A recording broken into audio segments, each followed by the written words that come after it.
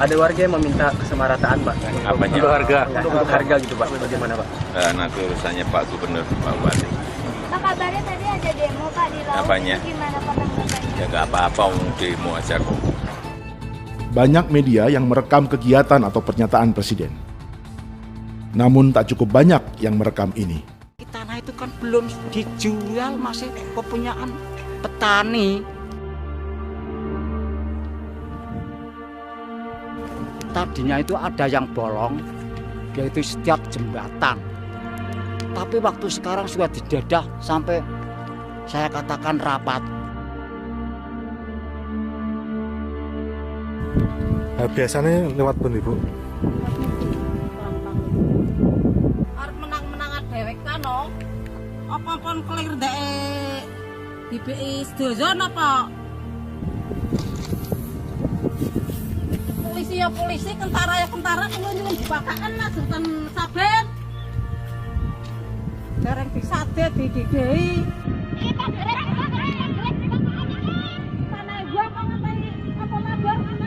Pelosok di Jawa dan di Bali, apa yang akan kita lihat sama seperti tadi yang saya sampaikan. Anak-anak bisa belajar sehingga pintar, nelayan bisa membeli freezer dan bisa mendapatkan aliran listrik.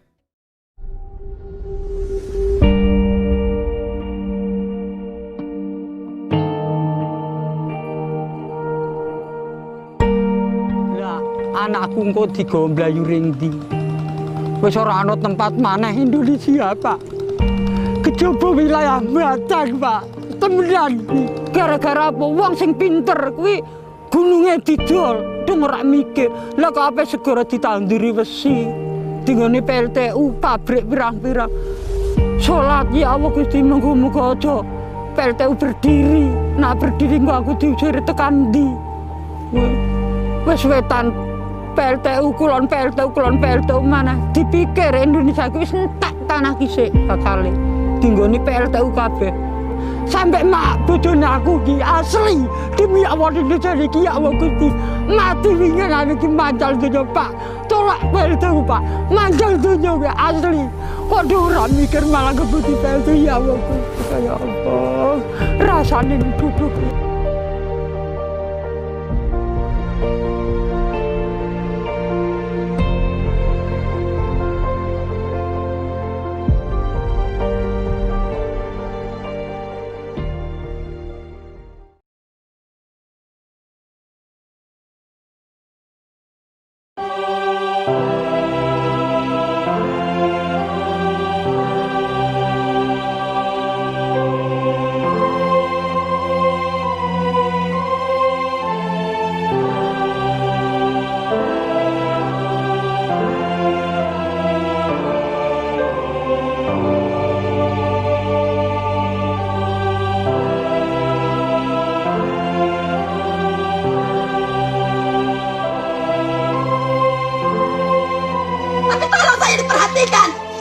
Mama saya sakit. Saya sudah lebih kurang dari 3 tahun berjuang untuk meminta keadilan ini. Tapi mana keadilannya? Saya tidak ada mendapatkan keadilan itu. Semua sia-sia. Saya sudah lakukan hearing di kantor DPR, tapi apa semua lempar bola. Semua menyembunyikan tangan. Kepala desa, RT, siapapun kalian, semuanya sama kalian. Gubernur semua sama. Tidak ada perhatian bupati.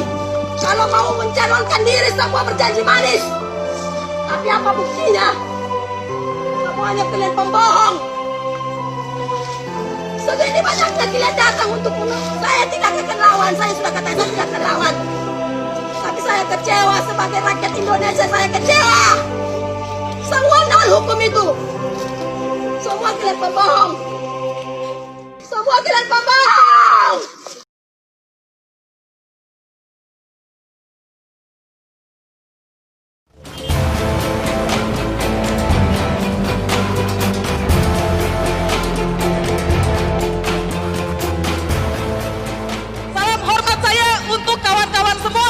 Yang tetap melawan, mempertaruhkan hidup dan nyawa di tengah-tengah pandemi COVID.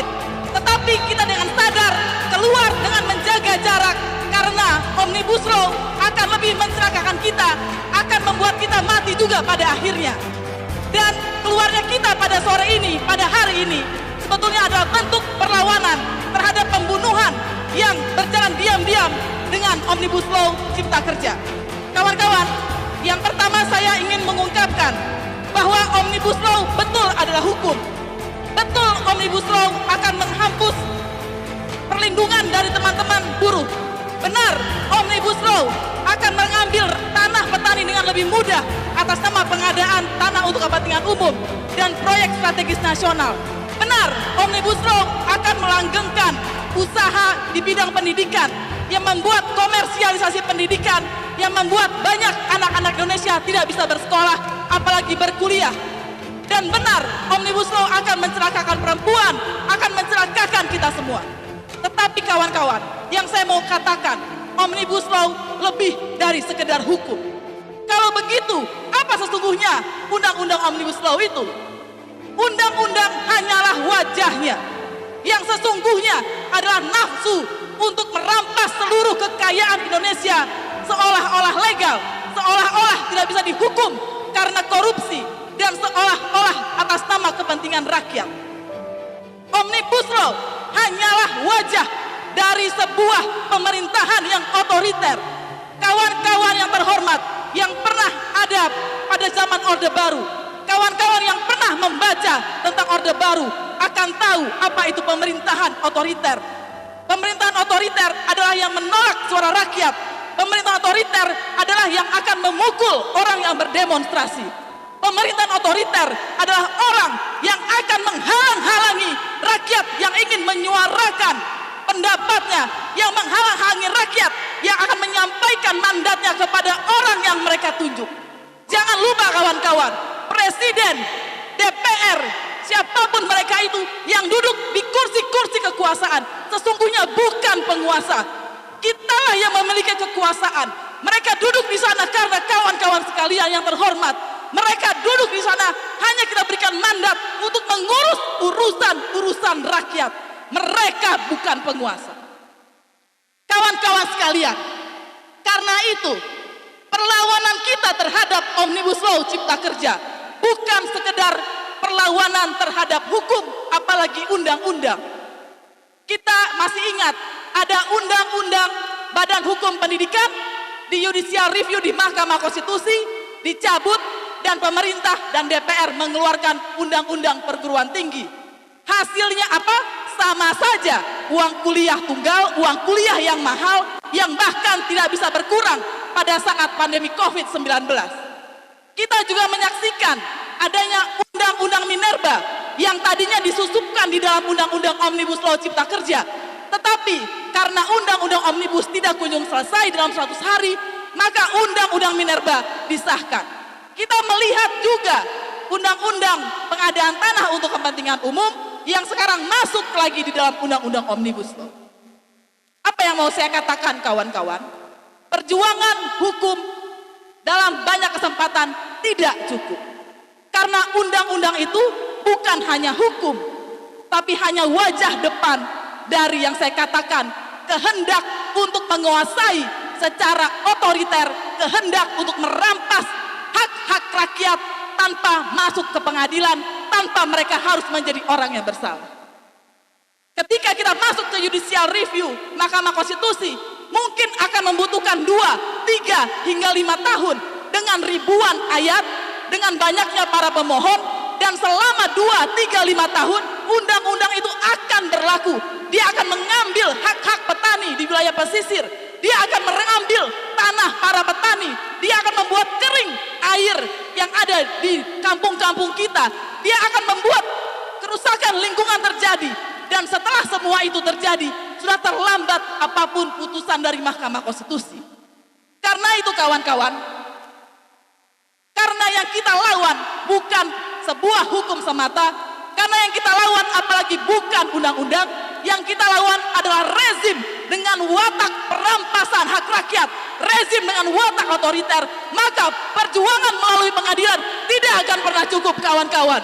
Kita harus terus menyuarakan suara hati kita yang orisinil di jalan-jalan, karena sejarah mengajarkan sejak revolusi kemerdekaan hingga 1998, sejarah mengajarkan tidak hanya di Indonesia, tapi di berbagai belahan dunia, perubahan yang mendasar tidak dicapai melalui pengadilan.